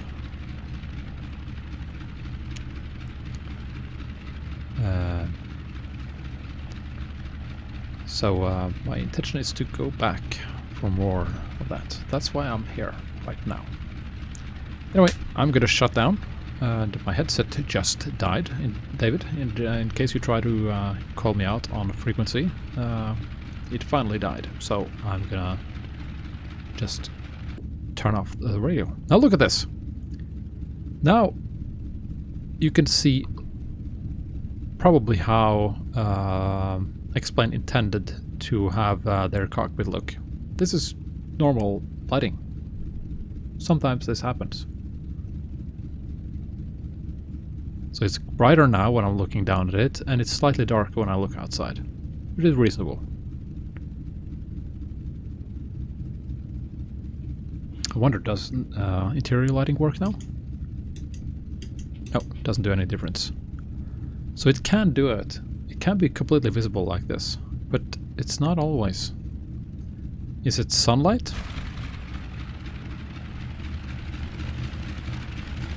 Yeah, the interior light works, but it just doesn't do much, even at night.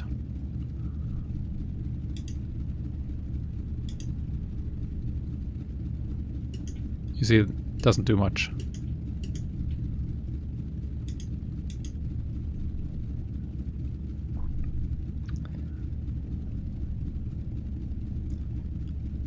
Yeah, maybe if I turned the plane around, it would be dark. Because it was dark when I was approaching the airport, so...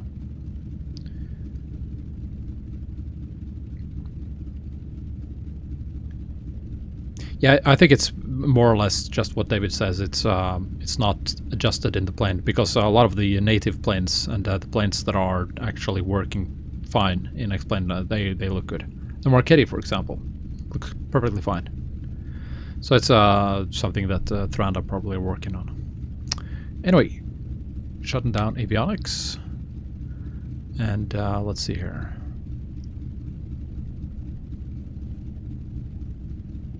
So now I'm getting 27, 35, 30 FPS. I wonder, does that help? Oh, that does help a lot. So going straight to max FPS helps, but auto, well, actually that did work too. Well, never mind that then. So let's bring in the music.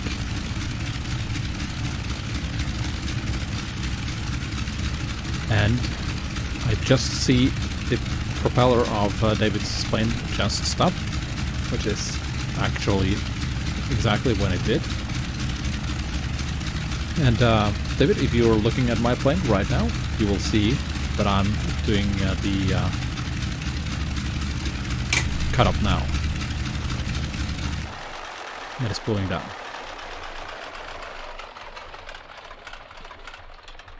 That's neat. I'm sure you're seeing more or less the same. Mags off.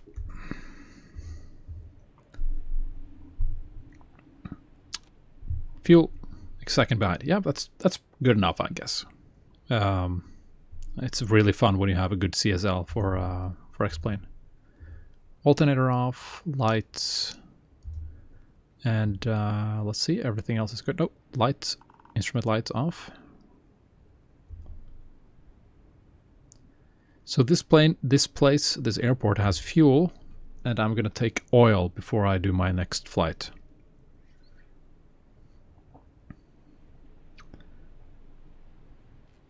Okay, so yeah, so slightly insynchronized material gets synchronized by stream lag. That's good. Anyway, battery off, and yoke off, door open.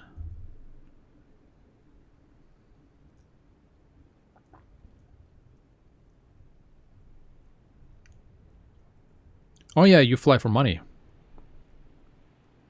I haven't started with that yet.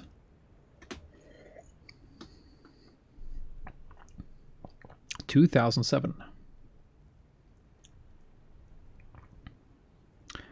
How often do we replace the oil? So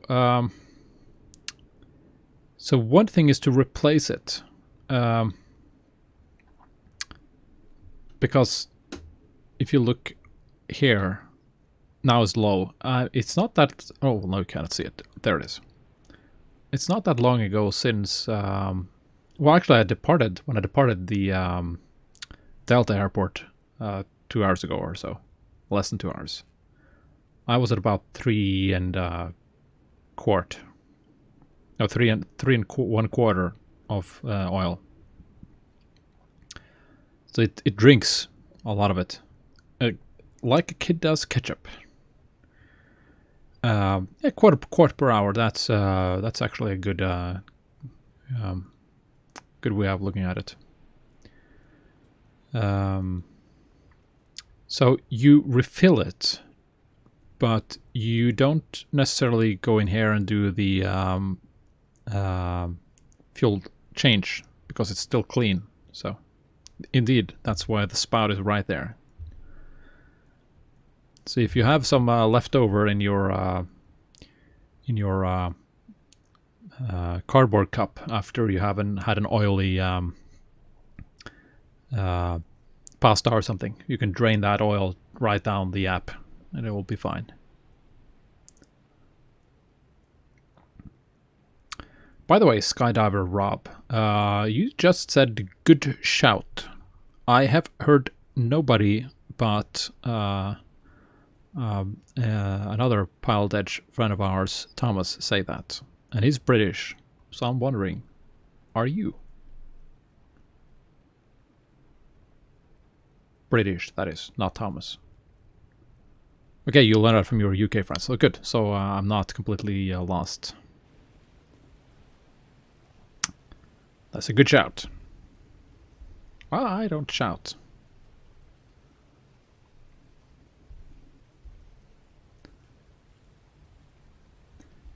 Let's do this walk around.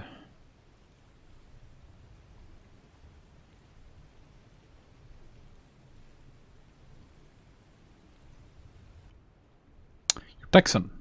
You're an 86.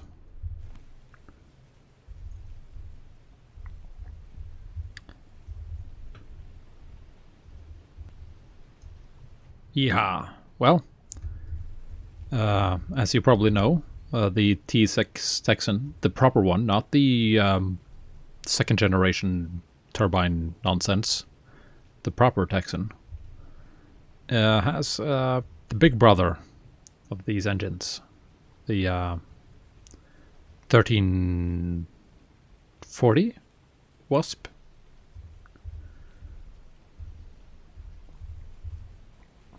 I have too flown in a proper T6 Texan. It's an amazing, amazing plane. But yeah, it's this is the Wasp Junior, the Beaver, and the Texan has the Wasp, yeah, non-junior. It's not senior, and it's about 400 cubic inches larger, but it's the same concept. So 9 cylinders and a supercharger and all of that, and it's got more or less the same power limitations. A T6 Texan has, I think it's 36 inches of manifold pressure as well, and mid or first quarter 2000 RPM, like 2003 or 2250 or something. And you can overboost it like crazy. So it's basically just same engine, just 150 more horsepower. It's got 600 horsepower. Really, really cool plane. So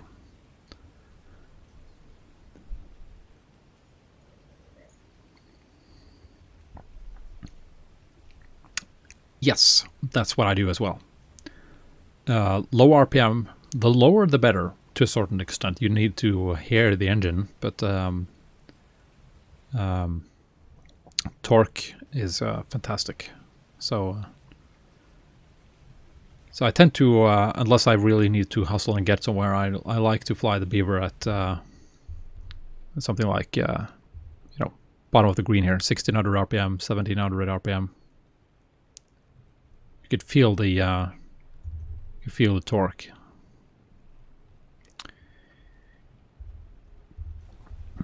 Anyways, we did get to our destination, and I feel that I'm seeing rain here.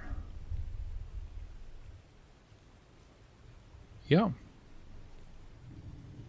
we have rain. Yeah, 30/20. That's the max I do ever in the Beaver for long stretches. I tend to favor 28/18, for example, or slightly lower. So we got rain. I'm going to try that ice inspection. I'm not going to de-ice the plane, but I'm just curious to see if I've gotten some ice here. Yeah, well, yeah, no ice. 32/21. Well, David is he likes to pull the whip to his planes, I guess.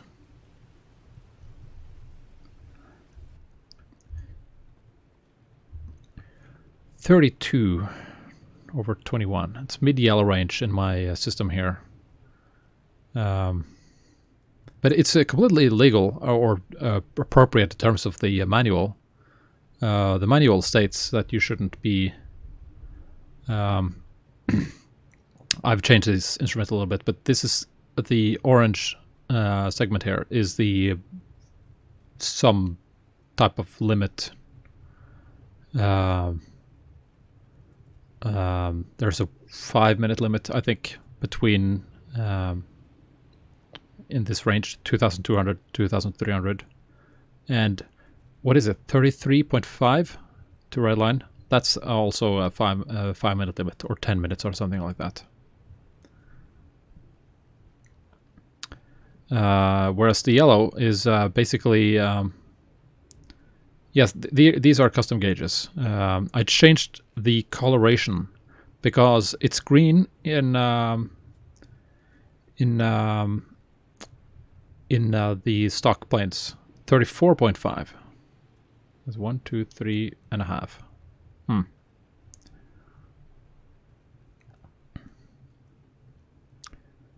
I thought it was 33.5. But anyway, this range is the no color band that you're talking about, David. That's the limitation. Indeed, 36.5 is red.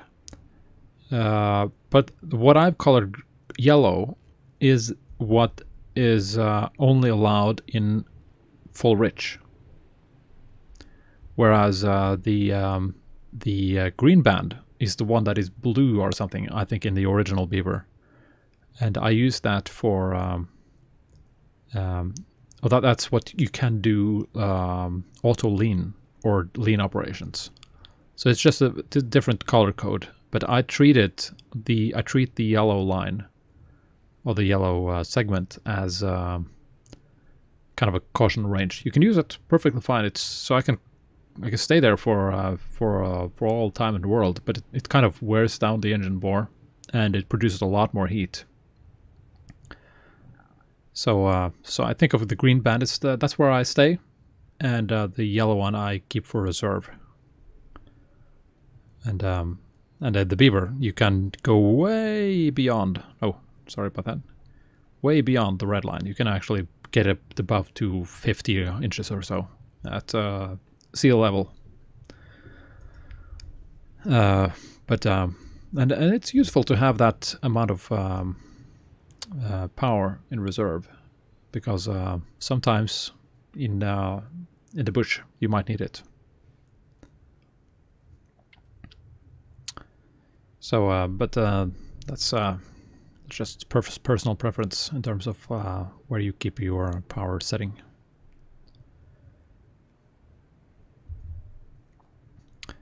So, Skydiver up.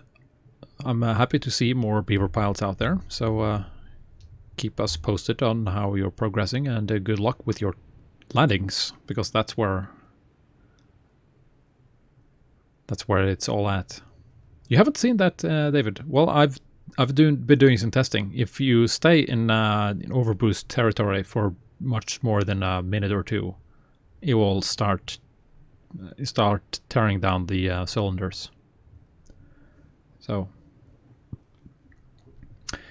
how do you know where the photo in the glove box is located, so I can swap it with my? Oh, well, that's a good idea. I haven't actually looked for that, but I will look for it, because that's a good idea. That would be kind of cool to swap out this picture here. This is the Thranda development team, by the way.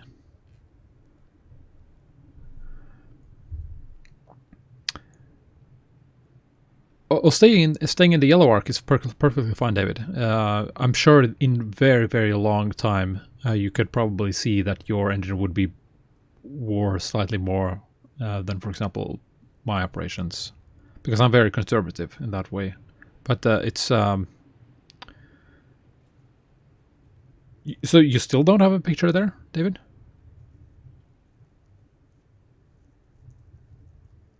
Because that's kind of that is weird. Yeah, I see that. You sent me a picture.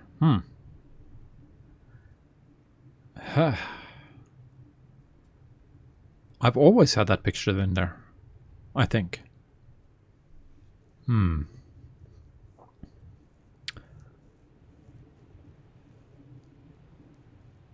I would have a picture of my beaver in there. So I'd put a beaver in the beaver, so to speak. But yeah. Anyway, running in the yellow, as far as I'm concerned, it won't tear up your engine, at least in any appreciable manner. But I treat it as if it does. So yellow is reserved for when I get into trouble. Which is why I have almost 640 hours. And while it is showing some wearing, the compression is still reasonable. It still works. I think I don't have the same power that I used to have, but David has found the picture already. So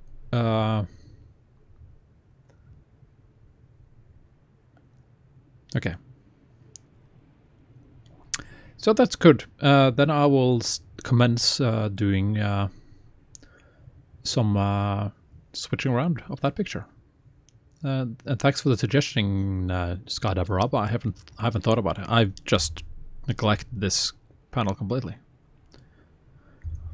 It's actually not that difficult to put pictures on the dashboard, by the way, if you want to know how to do that. There's one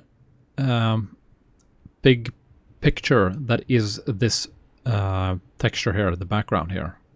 So if you want to have, for example, a picture of your beagle sitting right here, you could just, make a picture and just slap it on here or down here or on this part or whatever.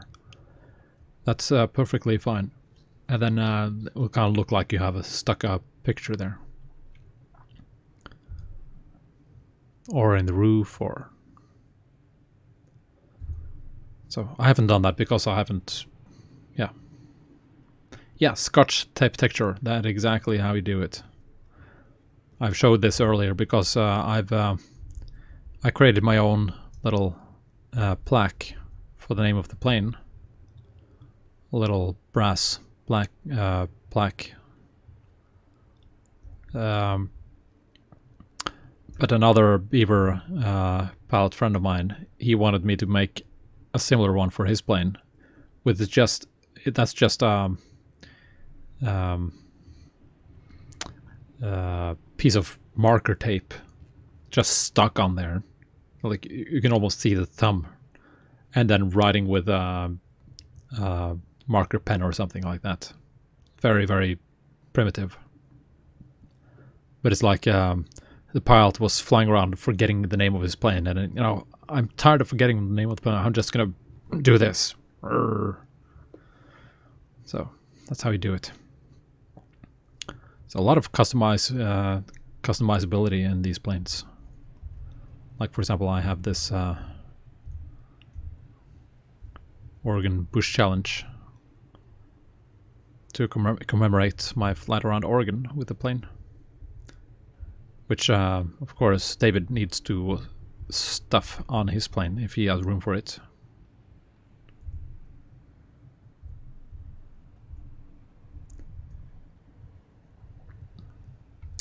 Anyway, I'm gonna shut down for once before 3 o'clock. That's almost early for me. So early that I almost am tempted to go fly the TBM. Or at least toy around with it a little bit. But anyway, thanks for joining, and thanks for flying with me, David. It's nice to see a beaver instead of that boring mole. And Happy New Year to everybody, because there will be no flying, at least for me, tomorrow, but I'm sure there's others. What do we have here? We have a Bonanza and a Skyhawk. That's the Skyhawk. There is something dragging out my frame rates here. I'm wondering if that's... No.